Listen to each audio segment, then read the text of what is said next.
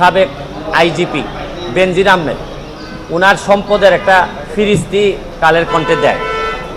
তো যে পরিমাণ সম্পদ, মানে অনেকের ব্যাপারে আমরা সম্পদের হিসাব দিয়ে আমরা ইন্টারভিউ দেই।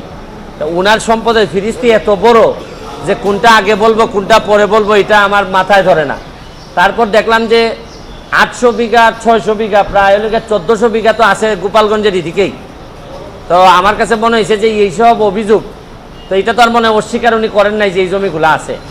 তো আমার এলাকায় আমি বলে আসছিলাম যে কিছু লোক আছে অনেক সময় যে জায়গায় যায় কিছু পয়সা করে থাকলে একটা করে বিয়ে করে আসে, আর এই উনারে দেখলাম যে উনি যে জায়গায় গেছে মোটামুটি জমি জমার মালিক হয়ে আসছে।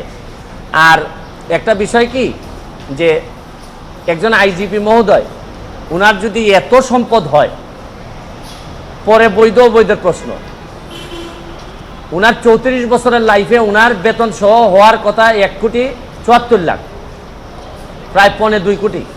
কিন্তু 1.25 কোটি তো উনার বেতন টেতন মিলে আর উনার মেয়ে আর বউ মিলে মাশাল্লাহ প্রায় কয়েকশো কোটি।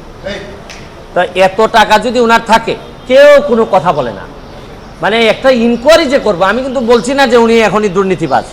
আরে ভাই, এত সম্পদের হিসাব আসলে একটা ইনকোয়ারির কথা বলবে না কেউ? আপনি দেখবেন যে 31 তারিখে রিপোর্টটা হওয়ার পর আমি কাউরে কথা বলতে শুনি না। সবাই মনে হয় যে একটা ভয় পায়, ভয় মারা যাবে, নাইলে তারে মামলা দিবে, তারে এই করবে সেই করবে। মানে কি? এটা বঙ্গবন্ধুর বাংলাদেশ, স্বাধীন বাংলাদেশ। এখানে তো বঙ্গবন্ধু কন্যা স্পষ্ট বলছেন যে দুর্নীতি প্রশ্রয় দেওয়া হবে না। তাইলে এরকম একজন আইজিপির এত সম্পদের হিসাব আসছে, কেউ কোনো কথা বলবে না। আর দুদক আল্লাহ মাহফুজ জানে নিজে স্টার্ট তো নিতেই পারে না, ধাক্কায় স্টার্ট হয় না। দুদক কি এটা? আমি তো অনেকদিন ওয়েট করছি এটা। আমি তখন আমেরিকাতে যখন আমি রিপোর্টটা দেখছি, তো দুদক এটা বলবে না, ইনকোয়ারি করবে না? আরে ভাই, একটা কাজ তো করো, এতগুলা বেতন নিতেছো, খালি এই যে কাজী আর ওই যে সাব রেজিস্ট্রারের মামলা করার জন্য দুদক আসে নাই তো। আর বড় জিনিস দেখলেই দুদক চুপসে যায়। আর আইজিপি মহোদয় এত সম্পদ বানাইলে হয় কি জানেন? কোন জায়গায় অশনি সংকেতটা, কোন জায়গায় অশনি সংকেত হচ্ছে কি, তাহলে যারা পরবর্তী আইজিপি মহোদয় যারা আছেন, পরবর্তীতে যারা আসবেন, তারা হয়তো ভাবতেছেন যে মডেল ক্যারেক্টার আমাদের কে হবে। যারা অসৎ হবেন তারা তো বেনজির সাহেবকে ধরে নেবেন যে উনি হচ্ছেন কি আমাদের আদর্শ। তাই উনি যদি আদর্শ পরেররা ধরে নেয়, তাহলে এরাও 800, 900, 1000 করে বিঘা কিনা লাগবে। তারপর আসতেছেন নিচের যারা আসতেছে, যারা অসৎ, এর মধ্যে অনেক সৎ অফিসার আছেন, তারা কিন্তু অনেক বেশি ফ্রাস্ট্রেটেড হবে যে আমরা সততা করে কিছুই তো করতে পারলাম না, মেয়েরে পড়াইতে পারি না। আর বেনজির সাহেবের শুনলাম যে মেয়ের অভিযোগ হচ্ছে গিয়ে মেয়ের একটু নর্থ সাউথ থেকে একটু রেস্ট নেওয়ার জন্য একটা ফ্ল্যাট আছে। আর আমি জীবনে এতদিন হাইকোর্টে থেকে একটা ফ্ল্যাট কিনা তো দূরের কথা, ভাড়া বাসায় থাকতে হয়।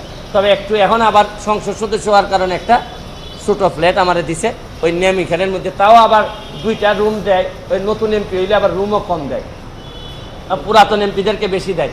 তাই এখন এগুলা যদি চলতে থাকে, আর আরেকটা জিনিস দেখেন, মরার উপর খরার গা, এমপি হওয়ার কারণে আমার 2টা উপজেলা চালাইতে হয়, 2টা থানার যিনি ওসিরা আছেন তাদেরকে আমি কোন বিবেকে বলি যে ভাই তোমরা 2 নম্বরই করো না? এরা যদি বলে আপনি আমার চাকরি দিচ্ছেন, যারা আমার অফিসার তারা দেখছেন কি মাল বানাইতেছে, আর আপনি আমার এইসব করলে চলবে? তা আমি এদের কি কন্ট্রোল করবো কিভাবে? আবার এসপি সাহেব যদি বলে যে একটা ফোন কাইটা দেয়, আমি কি করব? কারণ যে সম্পদের হিসাব দিচ্ছে তাতে এক ব্যারিস্টার সুমনকে এমপি না মানলে কি হয়? তাই এইসব চিন্তা করে দেখলাম যে এত লোকের সাথে কথা বলার চেয়ে একটা অ্যাপ্লিকেশন দুদকে দিয়ে আসি। আর দুদক যদি মনে করে না এত বড় জিনিসের বিরুদ্ধে যাওয়া যাবে না, তাহলে তো আমার মহামান্য সুপ্রিম কোর্ট তো আছেই, এইসব জায়গায় নক করব। আমার কথা হচ্ছে যে ভাই কতটুকু করতে পারবো জানি না, তবে চোখ রেখে বলতে পারবো যে আমি চেষ্টা করে গেছি।